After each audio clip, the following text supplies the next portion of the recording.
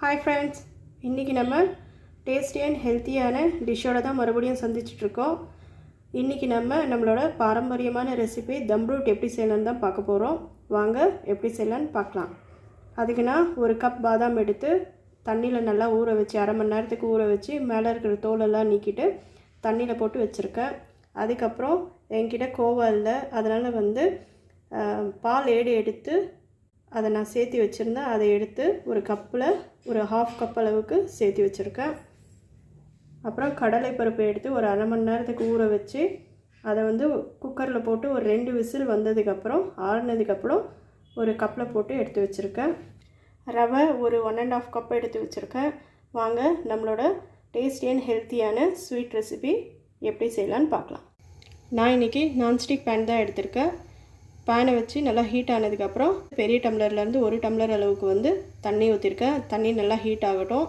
இதில் 1½ கப் அளவுக்கு திக்கான பாலை இதில் சேர்த்திக்கலாம்.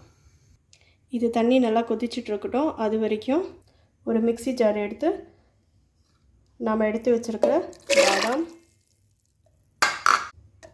பால் ஏடு,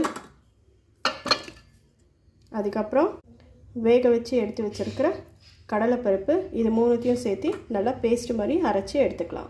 நம்மளோட 3 இன்க்ரீடியன்ஸையும் நல்லா பேஸ்ட் மாதிரி அரைச்சி எடுத்துக்கிட்டோம். இது ஒரு பக்கமாக இருக்கட்டும். பாருங்கள், நாம் கொதிக்க வச்சுருந்த தண்ணி நல்லா கொதிக்க ஆரம்பிச்சிடுச்சு. இப்போ இதில் நம்ம 1½ கப் அளவுக்கு மில்க் சேர்த்துக்கலாம். நல்லா திக்கான மில்காக சேர்த்துக்கலாம். இதில் பால் சேர்த்தியாச்சு. பால் நல்லா கொதிக்க ஆரம்பிக்கிட்டோம். நம்மளோட பால் நல்லா கொதிக்க ஆரம்பிச்சிடுச்சு. இப்போ நாம் எடுத்து வச்சுருக்கிற ரவையை கட்டி இல்லாமல் நல்லா மெதுவாக கிளறி கொஞ்சம் கொஞ்சமாக சேர்த்து கட்டி இல்லாமல் நல்லா இந்த மில்கில் நல்லா கலந்து விட்டுக்கலாம். கொஞ்சம் கொஞ்சமாக ரவையை நல்லா கலந்து விட்டுக்கிட்டோம்.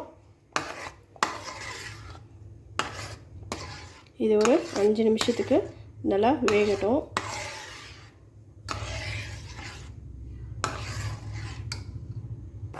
ரவை கொஞ்சம் கெட்டியான ஸ்டேஜுக்கு வந்துடுச்சு. நான் 1½ கப் அளவுக்கு ரவை எடுத்திருக்கேன். அதனால் 2 கப் அளவுக்கு சுகர் சேர்த்துக்கிறேன். சுகர் நல்லா கலந்து விட்டுக்கிட்டோம். இப்போ நம்ம அரைச்சி வச்சுருக்கிற பேஸ்ட்டை இதில் சேர்த்துக்கலாம்.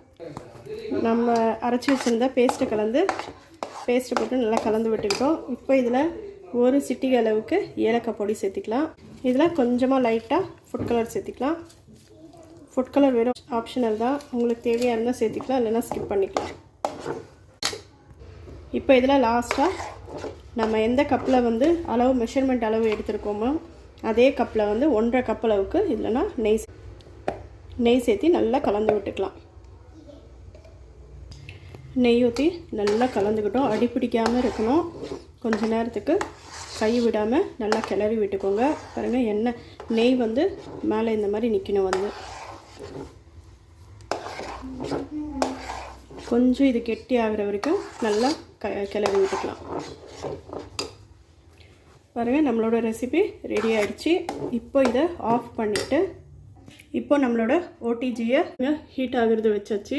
அதுக்கப்புறம் 150 டிகிரி செல்சியஸ் டைமர் வச்சுருக்கோம். அதுக்கப்புறம் மேலே மட்டும் ஹீட் ஆகிற மாதிரி ரொட்டேட் பண்ணி வச்சுருக்கோம். இப்போ நம்ம 10 மினிட்ஸ்க்கு ப்ரீ ஹீட் பண்ணிக்கலாம். நம்மளோட ஓடிஜி ஹீட் ஆகிறதுக்குள்ளே நம்மளோட கேக் ட்ரேயில் நெய் நல்லா கேக் ட்ரேயில் நல்லா தடவி வச்சாச்சு. இப்போ இதில் நாம் செஞ்சு வச்சுருக்கிற தம் ரூட் ரெசிபி இதில் ஷிஃப்ட் பண்ணிக்கலாம். கேக் ட்ரேக்கு ஷிஃப்ட் பண்ணியாச்சு. தம் ரூட் ரெசிபி எனக்கு கேக் ட்ரேயில் 2 ட்ரேயில் சரியாக போச்சு. இப்போ நம்மளோட ஓடிஜி ப்ரீ ஹீட் ஆகிடுச்சு. இப்போ நம்ம இந்த கேக் ட்ரேவை ஓடிஜிக்கு ஷிஃப்ட் பண்ணிடலாம். நம்மளோட கேக் ட்ரேயை ஓடிஜிக்கு ஷிஃப்ட் பண்ணியாச்சு. இப்போ டைமிங்கை ஃபிக்ஸ் பண்ணிக்கலாம். அதே தான் பாருங்கள், ஓடிஜி ஹீட் ஆகிற மாதிரி 180 டிகிரி செல்சியஸ் வச்சாச்சு. மேலே மட்டும் ஹீட் ஆகிற மாதிரி வச்சுருக்கோம். அதுக்கப்புறம் இது 30 மினிட்ஸ்க்கு டைமரை ஃபிக்ஸ் பண்ணிக்கலாம். 30 மினிட்ஸ்க்கு அப்புறம் நம்மளோட பாரம்பரியமான தம் ரூட் ரெசிபி எவ்வளோ சூப்பராக ரெடி ஆகுது அப்படின்னு சொல்லிட்டு பார்க்கலாம். 35 மினிட்ஸ்க்கு அப்புறம் நம்மளோட ஓடிஜி ஆஃப் ஆகிடுச்சு. இப்போ ஓப்பன் பண்ணி பார்த்தா பாருங்கள், நம்மளோட தம் ரூட் ரெசிபி எவ்வளோ சூப்பராக ரெடியாக இருக்குது அப்படின்னு சொல்லிட்டு பார்க்குறதுக்கே அவ்வளோ டெலிஷியஸாக இருக்குது. இது ரொம்ப ஹீட்டாக இருக்கும்.